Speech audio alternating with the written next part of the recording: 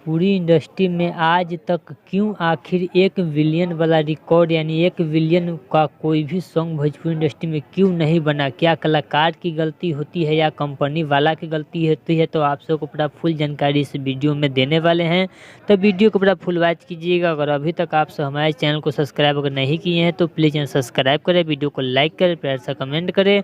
चलिए वीडियो में आगे बढ़ते हैं, बात करते हैं सभी कलाकार के बारे में, भोजपुरी इंडस्ट्री के बारे में, जो कि आपसे बता दूं काफ़ी सुपर डुपर हिट सॉन्ग होता है भोजपुरी इंडस्ट्री में। लेकिन बल्कि आपसे बता दूं कि कोई भी सॉन्ग एक चैनल पे रिलीज नहीं किया जाता है। कंपनियां पैसा कमाने के चक्कर में कई सारे कंपनियों को सॉन्ग को बेच डालता है, इसलिए 1 बिलियन वाला रिकॉर्ड भोजपुरी इंडस्ट्री में किसी के नाम नहीं हो सकता है। इसलिए ही आप सब कमेंट बॉक्स में पूछेंगे कि हेलो कौन तो 1 बिलियन वाला रिकॉर्ड में शामिल हो चुका है। तो आप सबको बता दूं कि वह भोजपुरी इंडस्ट्री का हिंदी सॉन्ग है, जो कि आप सब बता दूं वायरल टॉपिक पे भी सॉन्ग को बनाया गया था। वह सॉन्ग भी एक चैनल पे ही रिलीज किया गया था, इसलिए 1 बिलियन वाला रिकॉर्ड में शामिल हो चुका। वैसे ही भोजपुरी इंडस्ट्री का जो भी सॉन्ग रिलीज किया जाए, जो कि कोई भी अलग अलग कंपनियों पर रिलीज नहीं किए जाए, कंपनी वाला अलग अलग कंपनी को सॉन्ग नहीं बेचे, तो कितने सारे भोजपुरी का सॉन्ग होते जो कि 1 बिलियन वाला रिकॉर्ड में शामिल हो चुके हो। तो वैसे ही एक सारेगामा चैनल है,